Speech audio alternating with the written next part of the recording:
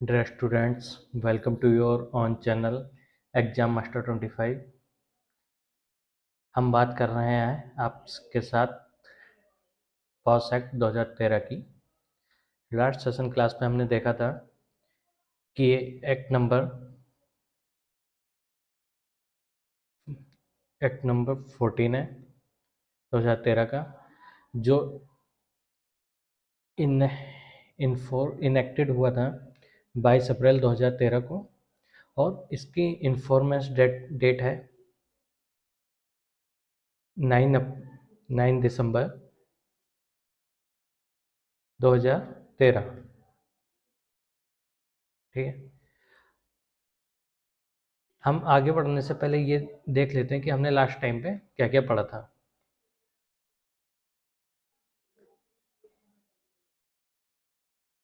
हमने देखा था सेक्शन 2N टू, शुरू से देखते हैं। सेक्शन 2 है एग्रीड वुमेन, कि इसमें एग्रीड वुमेन किसी भी एज की हो सकती है। ठीक है, और वो किसी वर्क प्लेस पे काम कर रही हो और अपने किसी फ्रेंड वगैरह से मिलने गई हो। ठीक है, सेक्शन 2A एग्रीड वुमेन के बारे में बताया गया है, और सेक्शन 2N में बताया गया है कि सेक्सुअल हैरेसमेंट किस किस टाइप का होता है, जिसमें हमें 5 टाइप बताया गया है। ये आ गया है सेक्सुअल हैरेसमेंट, जिसमें फिजिकल कॉन्टैक्ट एंड एडवांसेस होंगे, डिमांड फॉर और request for sexual favour, making sexual coloured marks, showing pornography और any other physical verbal and non verbal conduct of sexual nature. ठीक है, चलिए हम और आगे बढ़ते हैं। हमने देखा था सेक्शन 4, इसमें सेक्शन 3 में प्रिवेंशन ऑफ सेक्सुअल हैरेसमेंट, कि किस किस तरह का सेक्सुअल हैरेसमेंट हो सकता है और जिनको प्रोहिबिटेड किया गया है एट वर्क प्लेस पे। ठीक है, सेक्शन 4 में हमें बताया गया था constitution of internal complaint committee, जिसमें इंटरनल कंप्लेंट कमेटी का गठन होता है सेक्शन 4 में। फिर आता है सेक्शन 6 पे,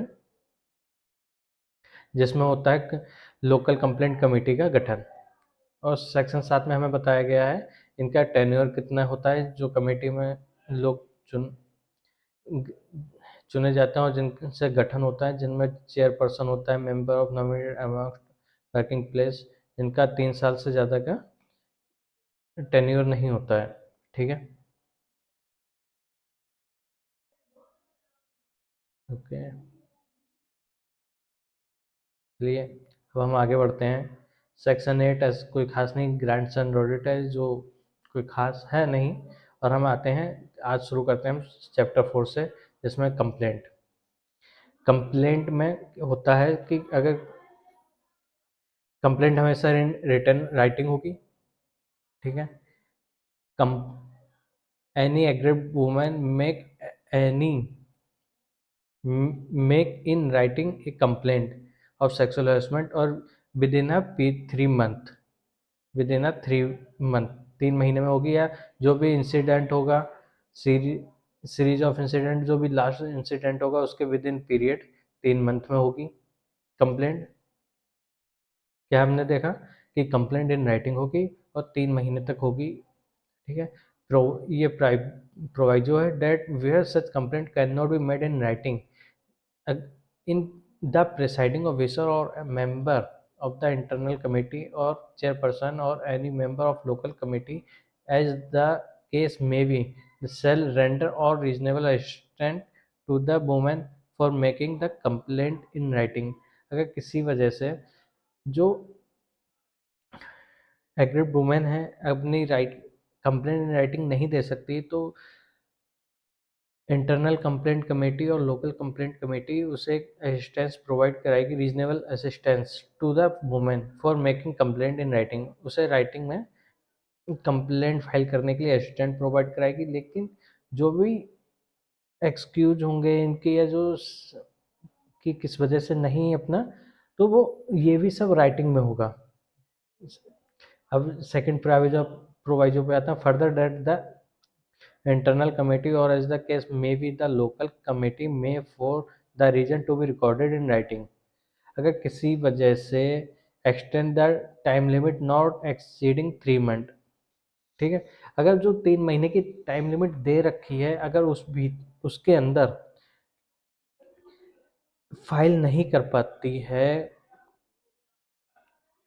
एग्रीड वुमेन, तो उसमें भी उसे टाइम मिलेगा, लेकिन जो अगर रीजन होगा recorded in writing, reason recorded in writing extend, और जो भी समय सीमा बढ़ाई जाएगी वो 3 महीने से ज़्यादा की नहीं होगी। ठीक है, हम अब आगे बढ़ते हैं।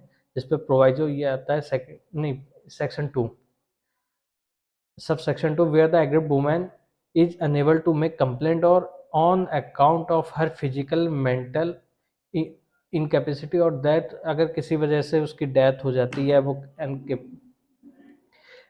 मानसिक रूप से बेकार है और उसकी मृत्यु हो जाती है, तो उसे एक लीगल हायर प्रोवाइड करा जाएगा जो उसके बिहाफ पे complaint under this section prescribe may be complaint this section such other person as may be prescribe make any complaint under this section, इस सेक्शन के अंदर वो कंप्लेंट कर सकते हैं। ठीक है, हम आते हैं सेक्शन 10 पे, conciliation.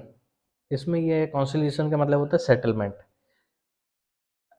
internal committee as the case may be, the local committee may before initiating an inquiry under section 11 and the request of the aggrieved woman take step to settle the matter between her and respondent through conciliation।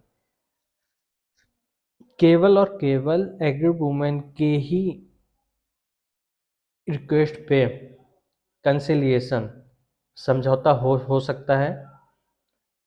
ये देखिए, तो जो section inquiry, केवल अगर complaint दे दी है, अगर उस पर इंक्वायरी अभी स्टार्ट नहीं हुई है, तो बिफोर द इनिशिएटिंग इंक्वायरी तब मांग करी सकती है केवल महिला के द्वारा कंसिलिएशन की।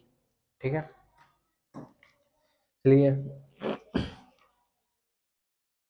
और जो भी देखिए, और जो भी इसमें लिखा है, where the settlement had arrived under section 1 the internal committee और local committee as may as shall record the settlement to arrive the forward the same to the employer or district officer actions specified in recommendation।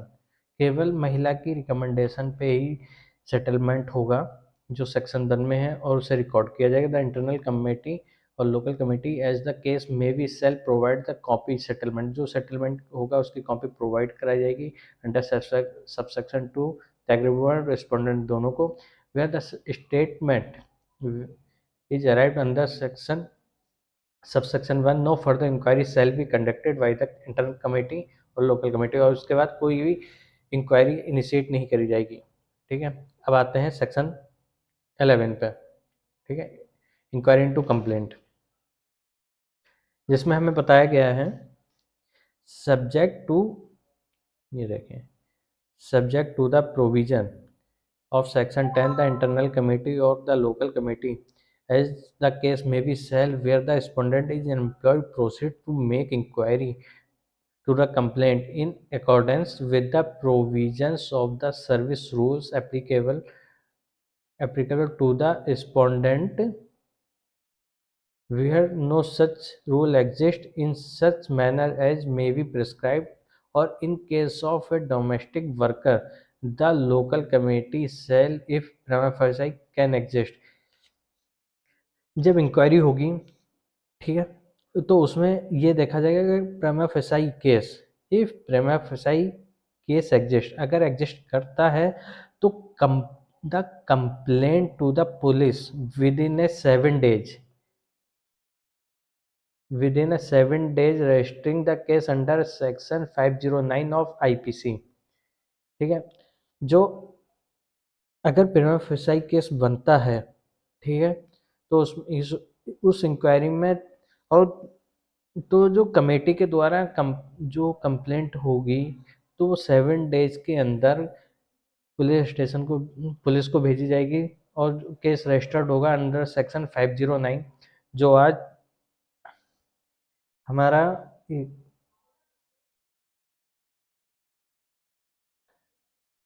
509 आज हमारा बन गया है 79 of VNS, 74 and 79 of BNS। ठीक है, इधर मैं क्लियर कर देता हूँ, एक सेकेंड।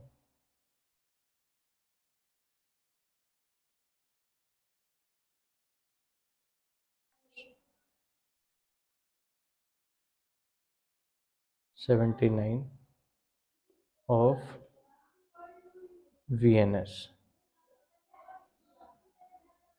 ठीक है, ये फॉरवर्ड कर दी जाएगी कि देखिए इसमें हमने के जो भी कमेटी होगी, अगर प्रिमा फेसाई केस बनेगा तो कंप्लेंट पुलिस को भेज दी जाएगी 7 डेज के अंदर, और 509 IPC और 79 ऑफ BNS के अंदर केस को रजिस्टर्ड कर लिया जाएगा। अब हम आगे बढ़ते हैं, आते हैं सेक्शन 4 पे। According during pendency of inquiry, ये देखिए, during the pendency of an inquiry on a written request made by the aggrieved woman, the internal committee or the local committee as case may recorded to the employer। 2, इसमें ये लिखा है कि transfer महिला की request पे जो agreed committee agreed women को या रिस्पोंडेंट को ट्रांसफ़र कर सकती है किसी अदर जगह पे, या महिला को 3 महीने की छुट्टी दे सकती है, या grant such other relief to aggrieved women may prescribe, जो प्रेस्क्राइब करी गई हैं रिलीफ वो दे सकती है, या any other relief may be given to the aggrieved women. ठीक है,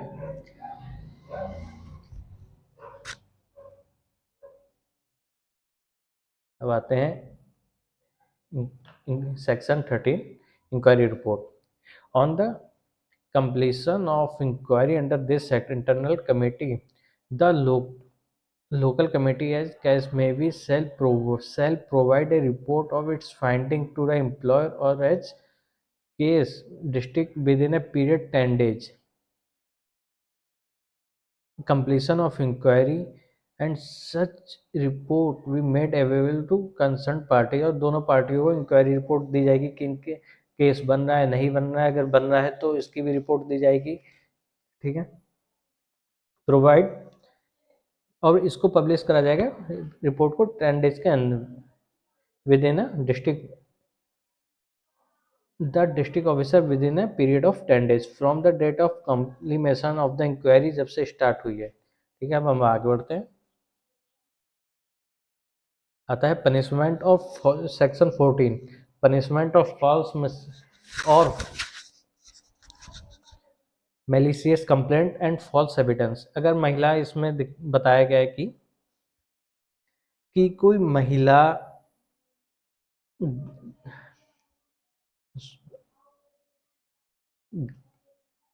गलत कंप्लेंट करती है या फॉल्स एविडेंस देती है,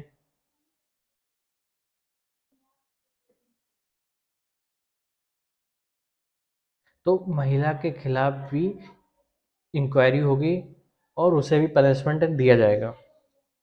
ठीक है, चलिए आगे बढ़ते हैं। तो इसमें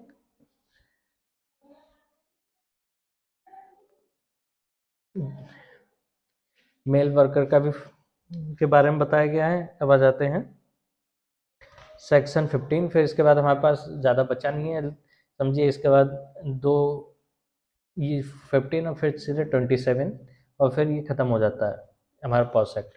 हम आगे बढ़ते हैं और हम देखते हैं डिटर्मिनेशन ऑफ कंपनसेशन। अगर इसमें सीधे लिखा है कि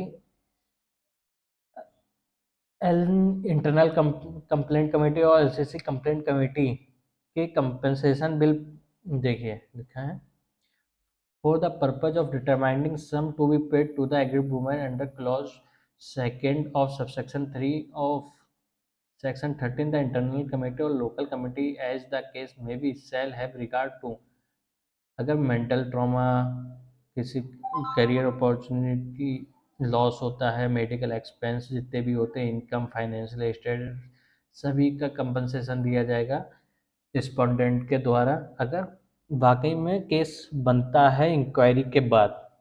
ठीक है, वो उसके फिजिबिलिटी था। सच पेमेंट इन लम्प सम और इंस्टॉलमेंट, एक बार में भी दिया जा सकता है या धीरे धीरे करके भी इंस्टॉलमेंट में दिया जा सकता है।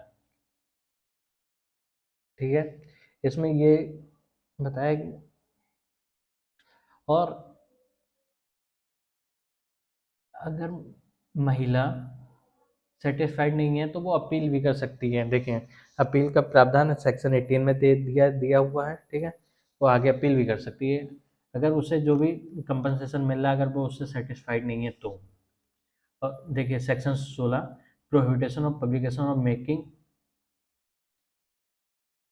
Non content of inquiry proceeding, अगर पब्लिकेशन होता है और किसी की भी जानकारी आउट होती है तो उसके खिलाफ भी इंक्वायरी होगी। जी देखिए सेक्शन 70 में पेनल्टी का भी है, publication of making known content of complaint और इंक्वायरी प्रोसीडिंग, अगर इसका पब्लिकेशन होता है तो उसके खिलाफ। सेक्शन 90 में ड्यूटी ऑफ एम्प्लॉय, क्या क्या ड्यूटी होती हैं, कैसा बिहेव, इन्वायरमेंट जहाँ पे महिला काम करती है वहाँ का या वर्क प्लेस का हवा देते हैं। 21 एनुअल रिपोर्ट की क्या क्या खर्चे हुए हैं साल के, क्या क्या कितने समझौते, कितने केस पेंडिंग में हैं, ये सब चीज़ बताया गया है। और हम आ जाते हैं सीधे 27 पे जो ज़रूरी है हमारे लिए। इसमें ये बताया गया है कि ये एवरी ऑफेंस, देखिए every offence under this act shall be non cognizable, ये इस एक्ट के तहत जो भी अपराध बनेगा वो नॉन कॉग्निजेबल होगा। नो कोर्ट इन्फीरियर टू ये मेट्रोपोलियन मजिस्ट्रेट जो अब नहीं है, और a judicial magistrate of the first class shall try any offence punishable under this act, और इसे जीएम फर्स्ट क्लास के द्वारा ही ट्राई करा जाएगा। और मेट्रोपोलिटन मजिस्ट्रेट की पोस्ट ही अब जो बीएनएसएस आया है उसके तहत कोई मेट्रोपोलिटन मजिस्ट्रेट है ही नहीं अब। ठीक है, तो हम आज देखते हैं, तो हमने आप क्या क्या आपके साथ पढ़ा देखिए सेक्शन 9 से एक बार रिवाइज कर लेते हैं कि हमने क्या क्या पढ़ा। हमारा यहाँ पे ख़त्म हो चुका है। सेक्शन 9 में हमें कंप्लेंट पढ़ा था। कंप्लेंट हमेशा राइटिंग में होगी, अगर वो कंप्लेंट करने में सक्षम नहीं है तो उसे बूम असिस्टेंट प्राइवेट प्रोवाइड होगा, और अगर किसी वजह से वह 3 महीने के अंदर कंप्लेंट नहीं फाइल कर पाती है तो उसे एक कोई रीज़न होगा, वो रीज़न को कंप्लेंट कमेटी को बताएगी महिला, और अगर उससे सेटिस्फाइड होता है तो उसे 3 महीने तक की ही लिमिट मिलेगी। Extend the time limit not exceeding 3 month. ठीक है, कंसिलिएशन, इसमें समझौता सेटलमेंट हो सकता है केवल महिला की on the request of aggrieved women take step to settle, केवल उसी की रिटर्न रिक्वेस्ट पे ही सेटलमेंट किया जाएगा, सबसे पहली बात। ठीक है, इंक्वायरी अगर बनती है, प्राइमरी इंक्वायरी फिर शुरू हो जाती है, ये केवल कंसलेशन बिफोर इंक्वायरी होगा। ठीक है, और इंक्वायरी इनटू कंप्लेंट, अगर प्राइमा फेसाई केस एग्जिस्ट करता है तभी केस बनेगा, और उसकी रिपोर्ट पुलिस स्टेशन पुलिस को भेज दी जाएगी with in 7 days, period of 7 days for registering the case under the 509। अब जो 79 ऑफ बीएनएसएस है, पहले ये 509 आईपीसी में रजिस्टर्ड होता, अब ये 79 ऑफ बीएनएस या 74 ऑफ बीएनएस में, जहाँ 79 ही है।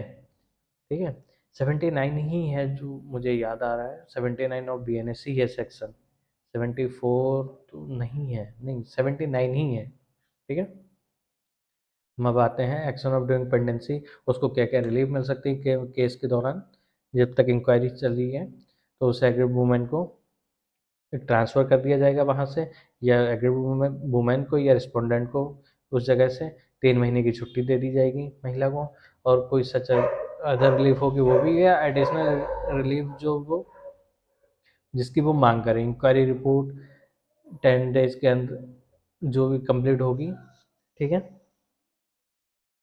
वो 10 डेज के अंदर प्रोवाइड कर दी जाएगी दोनों पार्टी को। और डिस्ट्रिक्ट ऑफिसर भी देना पीरियड ऑफ 10 डेज, ठीक है। पनिशमेंट, अगर महिला गलत रिपोर्ट करती है या कुछ गलत एविडेंस प्रोवाइड कराती है तो उस औरत को भी, जो गलत रिपोर्ट कर रही है, उसको भी पनिशमेंट दिया जाएगा, उसके खिलाफ भी इंक्वायरी होगी।